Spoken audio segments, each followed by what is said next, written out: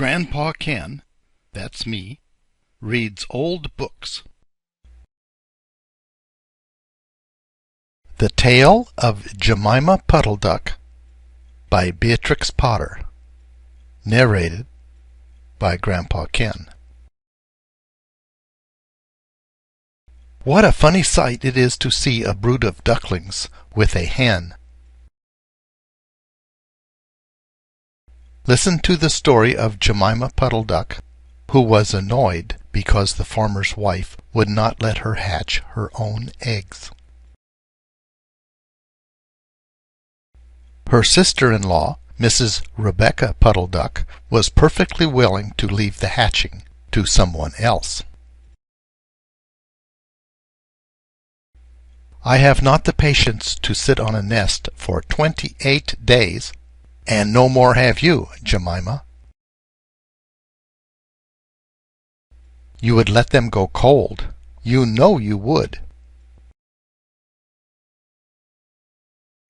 I wish to hatch them all by myself, quacked Jemima Puddle-Duck. She tried to hide her eggs, but they were always found and carried off. Jemima Puddle-Duck became quite desperate. She determined to make a nest right away from the farm. She set off on a fine spring afternoon along the cart road that leads over the hill. She was wearing a shawl and a poke bonnet. When she reached the top of the hill, she saw a wood in the distance. She thought that it looked a safe, quiet spot. Jemima Puddle-Duck was not in the habit of flying.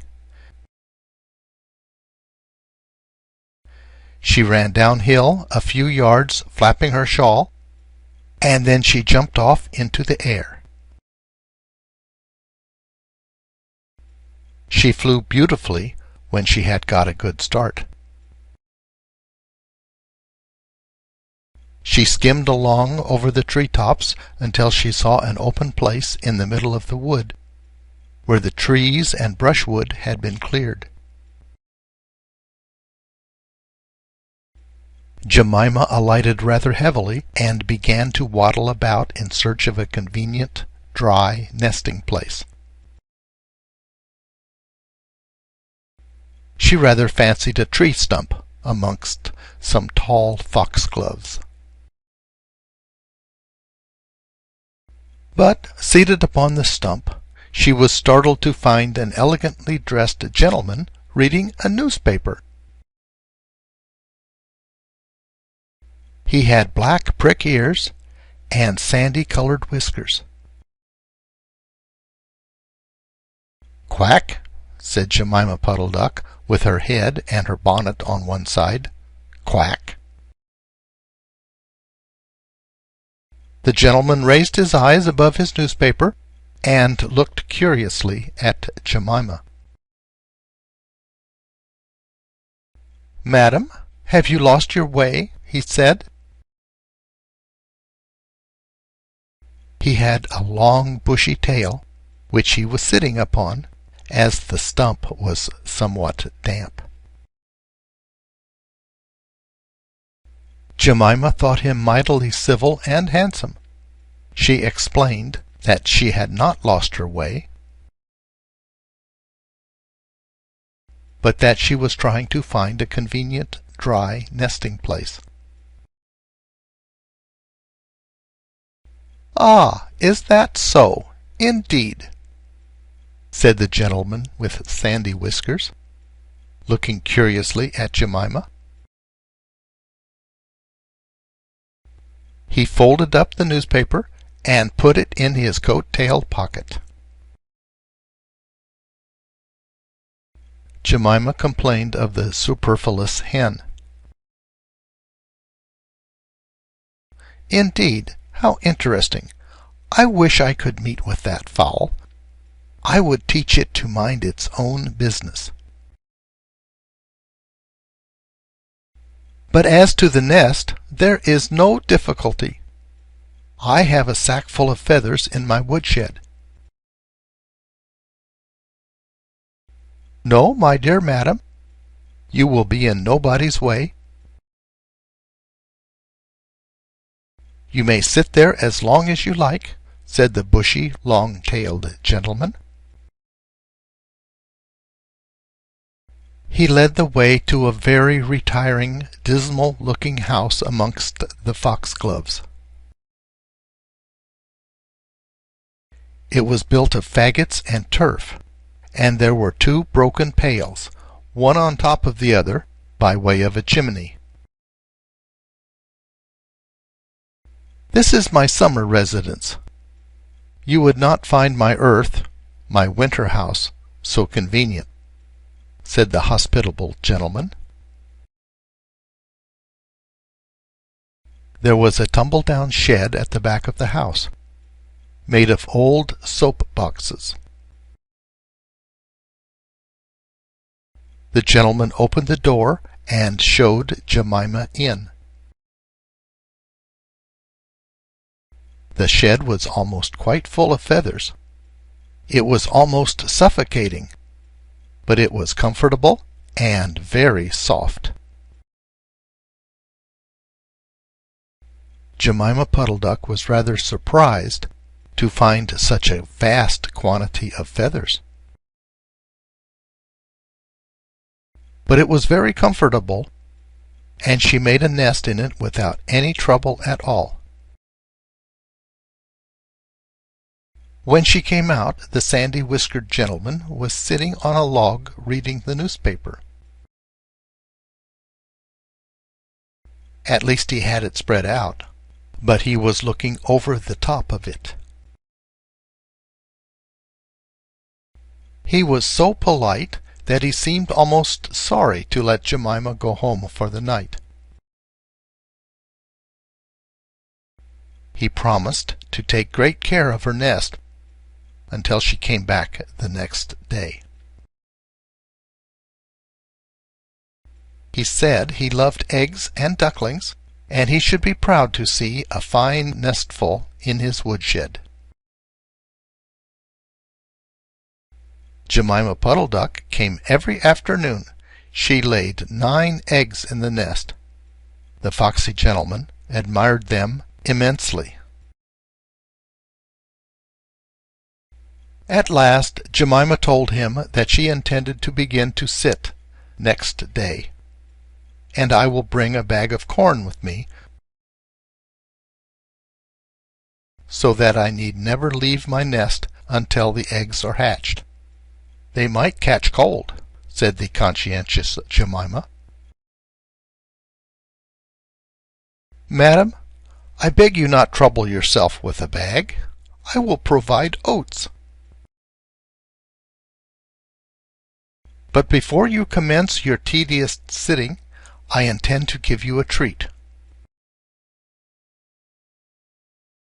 Let us have a dinner party all to ourselves. May I ask you to bring some herbs from the farm garden to make a savory omelet? Sage and thyme and mint and 2 onions and some parsley. I will provide lard for the omelet, said the hospitable gentleman with sandy whiskers.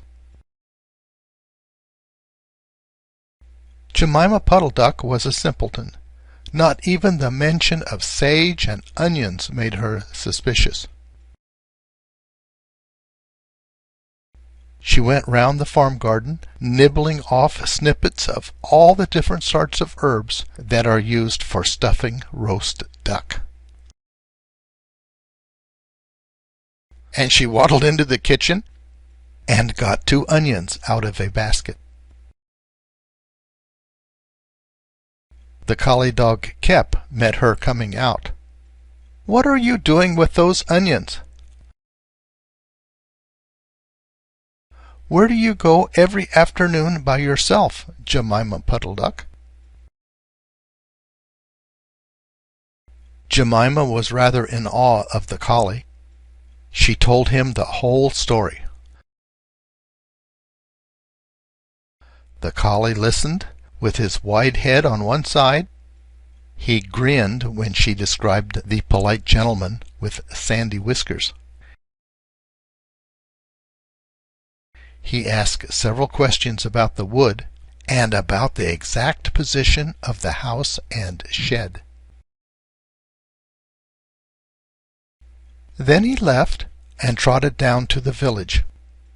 He went to look for 2 foxhound puppies who were walking with the butcher. Jemima Puddle-Duck went up the cart road for the last time on a sunny afternoon.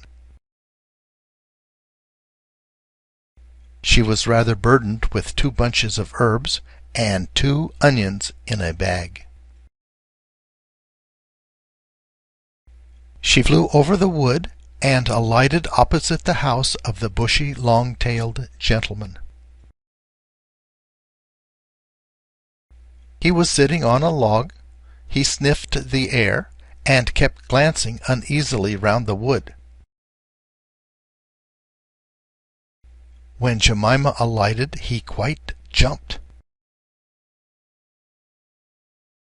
"Come into the house as soon as you have looked at your eggs.